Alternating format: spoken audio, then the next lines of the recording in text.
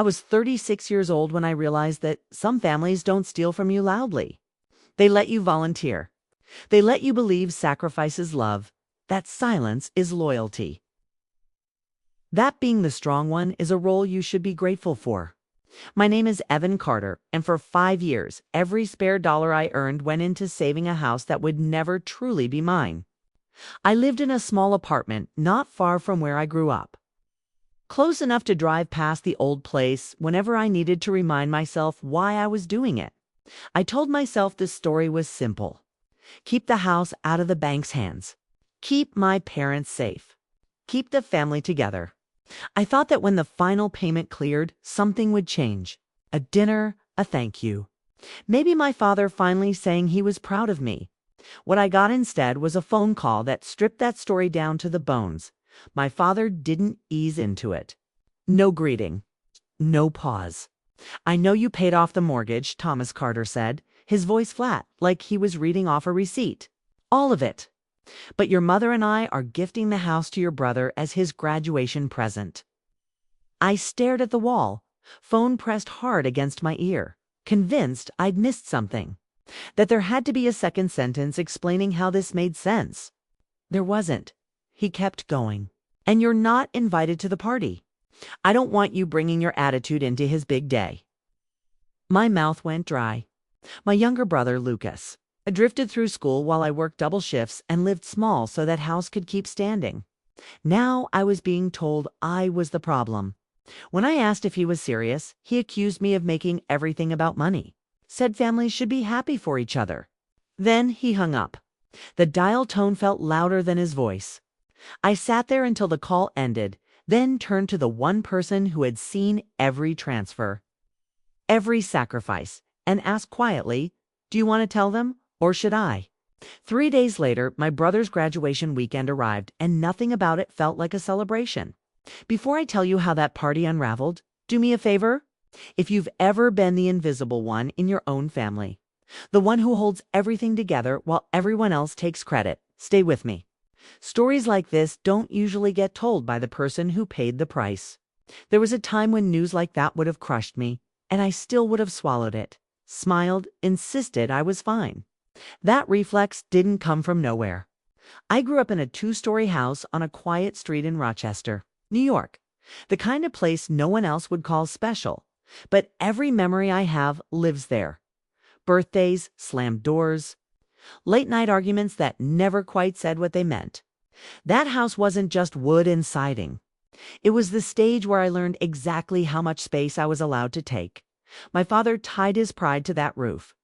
He ran a small auto repair shop on the edge of town and liked thinking of himself as the man who kept other families moving. At home, though, most of his attention flowed in one direction. Lucas was the future he talked about, the one with potential.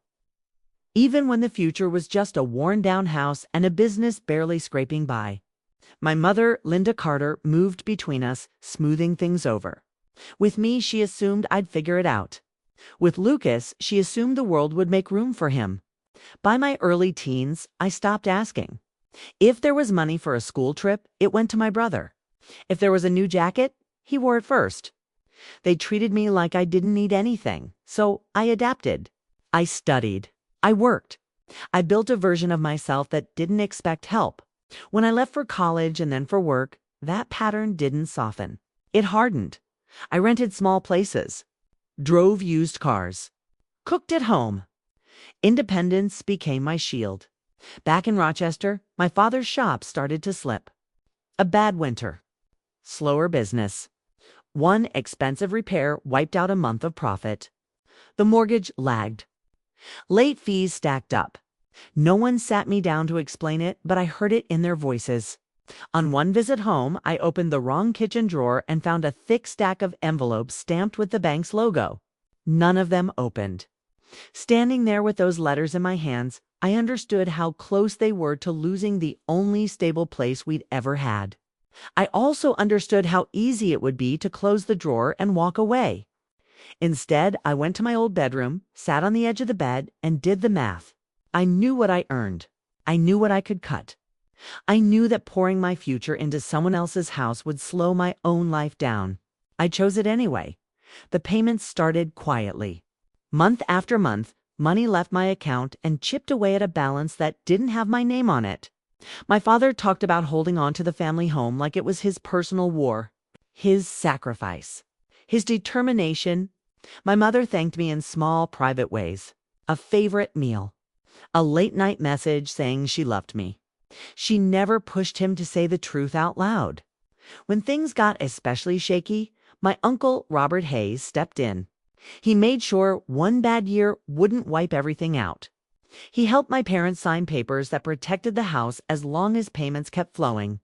My name appeared in those documents, tied to responsibilities I was already carrying and rights I didn't yet understand. I told myself it was enough that they could sleep without fearing the mailbox. I believed that when the debt was gone, respect would follow. Years blurred into routine. Work, bills, transfers. Relief each time the balance dropped. From my apartment, I watched Rochester cycle through seasons. Snow melting into slush, trees burning orange before going bare again. Each change outside matched another statement filed into a box under my bed. Proof that I was still holding up a house I didn't live in. On weekends, I drove back to the old street. Nothing looked different. The step still creaked. The siding still needed paint. Inside, the gap widened. My father spoke louder about how hard he was fighting, how proud he was that the house stayed in the family. My role stayed unspoken. When Lucas's final year of college began, everything tilted toward him. Phone calls revolved around his plans. My mother asked me to come to his graduation so she could have pictures with both her children. My father planned a party and called it a fresh start. By then, the mortgage was almost gone. I knew exactly how many payments were left. I imagined a simple moment of honesty. What I didn't expect was to be erased the second the house was safe. When the final payment cleared, there was no kitchen gathering. No shared relief. Just the phone call. Just the realization that a celebration was being planned in a house I had dragged back from the edge. And I wasn't welcome. That was when something in me shifted. The story I'd repeated for years sounded thin, like a script written to keep me quiet. I pulled the folder from my closet and read the trust documents properly. My name wasn't decorative. It was structural. The house wasn't a gift my father could hand out to suit the story he preferred. That understanding led me back to Robert, who looked at me like I was finally seeing what he'd always assumed I knew. I left that meeting with clarity instead of hope. Graduation weekend was coming, and I understood one thing with certainty. If a line was going to be drawn, it wouldn't be by them. Graduation weekend arrived carrying a strange weight, like a storm that hadn't decided whether it would break or pass quietly overhead. I drove back to my parents' street on Friday evening and saw cars lining the curb. Porch wrapped in string lights, a banner stretched across the front of the house with Lucas's name printed in bold letters. From the outside, it looked like a clean, happy ending. The kind people like to believe in. Inside, the noise hit first. Laughter, overlapping conversations, the scrape of chairs, paper plates stacked too high. A few relatives hugged me, surprised to see me there at all, but their attention slid away almost immediately. Their eyes followed my brother. Praise moved through the room like gravity, pulling everything toward him without resistance. I stayed near the edges, listening. People talked about where Lucas might work, how he'd set up the place, what he should do with the yard once he moved in. The house I had paid for month after month was already being discussed as his starting point. No one questioned it. They were repeating the version my parents had offered, the one that made everything sound simple and earned. My father moved through the crowd with practiced ease, retelling a polished account of the last few years. In his story, he was the one who had held the family home together, who had fought through lean months with sheer determination. My mother stayed close, refilling drinks, nodding at the right moments, keeping the focus where he wanted it. The transfers that had cleared the debt never came up. Across the room, Robert Hayes watched quietly. He knew exactly what the documents said and exactly what my father was doing by not saying my name. Eventually, my father clapped his hands and called everyone into the living room. People crowded in, perching on the couch, lining the walls, drinks balanced carefully. He stood by the old fireplace and spoke about the house as the heart of the family, about hard years, about believing in his son's future. Then he said it out loud. The house would be Lucas's graduation gift, the foundation for his life going forward. Hearing it declared publicly changed something. The phone call had been cruel. This was erasure, an invitation for everyone in the room to agree that my part didn't matter. Robert stepped in before that story could settle. Calm, direct. He reminded my father about the trust that put in place when the bank letters piled up, about the structure that existed because someone else had taken on the payments. He didn't say my name, but he didn't have to. Heads turned. The applause my father seemed to expect never really arrived. Conversations fractured. People began slipping out early. My father brushed it off as a technicality, laughed it away, and let the night end thin and unsettled. I drove back to my apartment with a clarity that felt colder than anger. As long as my story stayed in their hands, my work would remain invisible. If a boundary was going to exist, it would have to be enforced. A few days later, I returned to the house alone. The banner was gone. The street was quiet again. I climbed the front steps, slid my key into the lock, and felt it stop halfway. The mechanism had been changed. When the door opened, a narrow crack. Lucas stood there with moving boxes stacked behind him. He didn't need to explain. The way he stayed half inside, the way his eyes flicked from my useless key to my face, said enough. Whatever this place meant now, it didn't include me. The door closed.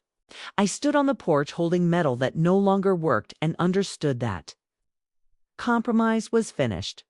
The quiet followed me home and refused to leave. It didn't feel like confusion anymore. It felt like a decision my family had made. I barely slept.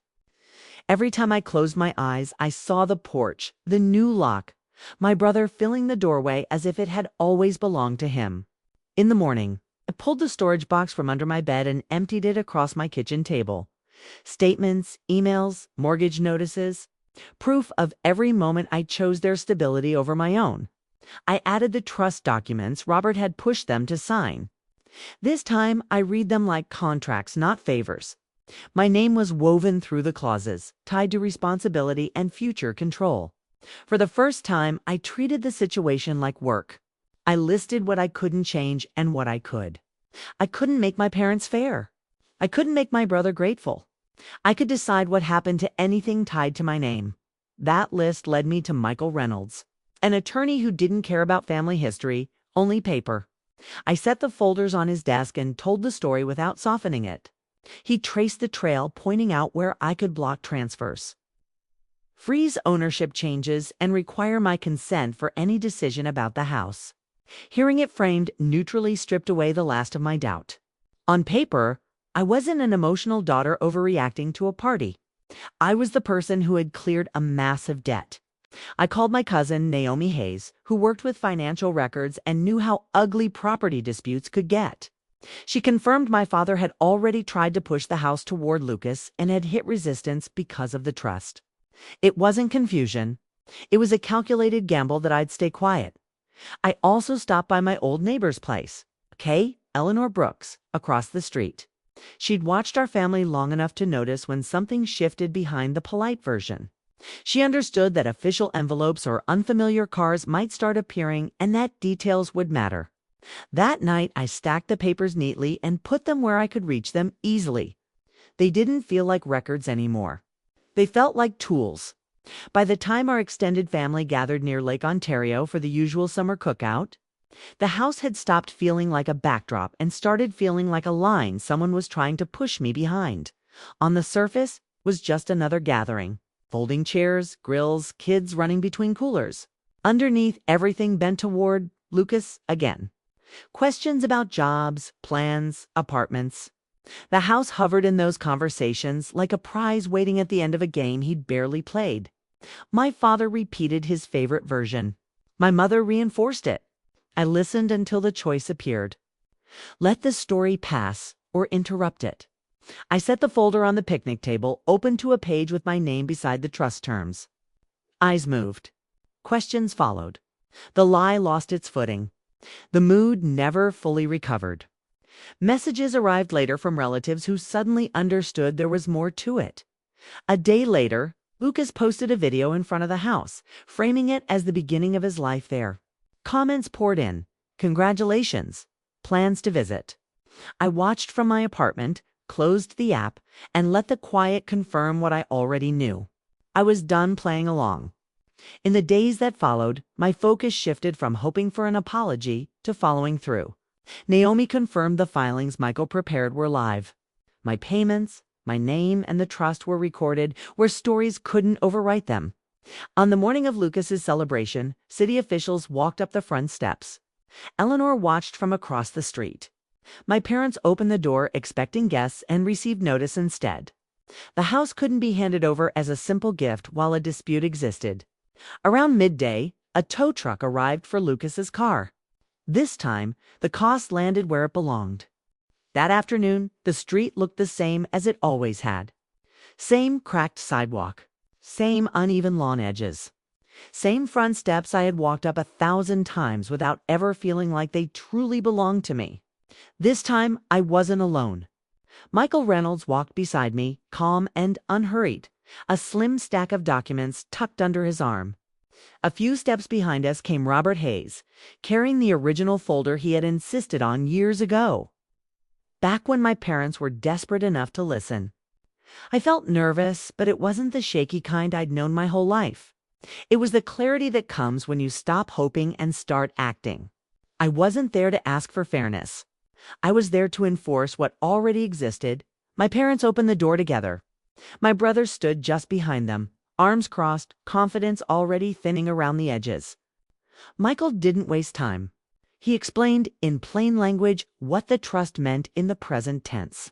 The house could not be transferred, gifted, or claimed while a dispute was active. Any change in control required my consent. A short window was set for them to remove personal belongings before a locksmith would change the locks. Where they went next would be their responsibility. Not mine. My father tried to argue. My mother tried to appeal to emotion. Neither mattered. Paper doesn't respond to tone. When the door finally closed, it wasn't slammed. It didn't need to be. The outcome was already decided. In the weeks that followed, their lives adjusted to match the choices they'd made. My parents moved into a modest rental on the other side of town, smaller, quieter. My brother shared an apartment with people who judged him by what he did each day, not by promises made on his behalf. The house stayed exactly where it had always been, but it no longer served as a prop in a story I was expected to applaud. I finished the repairs that had been delayed for years. I met with Michael and Robert and asked myself a question I had avoided for too long. What would actually serve my life best? The answer wasn't dramatic. It was practical. The house became an asset tied to my work and my name, not an altar to a version of family that only functioned if I stayed small. Once those decisions were in motion, I stepped back from the rest. Calls went unanswered. Messages that tried to paint me as cruel or ungrateful stayed unopened. When relatives reached out, I told them calmly that I was done standing trial in conversations where the verdict had already been written. The distance felt strange at first, like walking without a familiar weight on my shoulders. Then it felt honest. For the first time, my life wasn't arranged around keeping other people comfortable. I wasn't waiting for permission to exist fully. I was simply living inside the boundaries I should have drawn years earlier. Looking back, the turning point wasn't the notice on the door or the sound of a tow truck pulling my brother's car away. It was the moment I stopped volunteering to disappear. Paying off that mortgage taught me how easily love can be used to excuse taking. Taking control of what I built taught me something harder and truer. Love without respect isn't a debt I owe to anyone, even if we share a roof or a last name. Choosing yourself isn't harm. Sometimes it's the first honest thing you do for everyone involved.